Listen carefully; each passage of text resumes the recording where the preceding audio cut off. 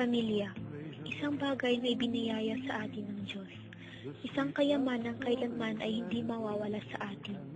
Yun nga lang, kung ito ay mas pinili nating iwan at huwag pahalagahan. Sa mga pagkakataong kailangan natin sila, lagi silang andyan at hindi tayo iniiwan.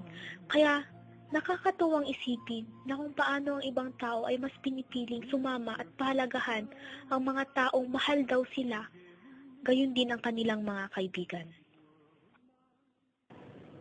Dear Ate Gracia, umalis ako upang maghanap buhay sa ibang bansa. Mahirap man para sa akin na iwan ang aking mga anak, kinailangan ko itong gawin upang maitaguyod ang aking pamilya. Labag man sa aking kalooban, iniwan ko ang aking responsibilidad bilang isang ina sa aking panganay.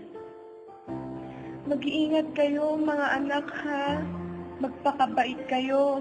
Huwag kayong mag-away-away ha.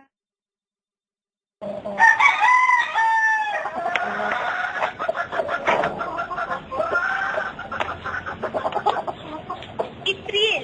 April! Ito na! May pasok ka pa! Bumangon ka na nga dyan! Ate, naantok pa ako. Gumising ka na! Diyan na yung kaibigan mo. Hinihintay ka na niya.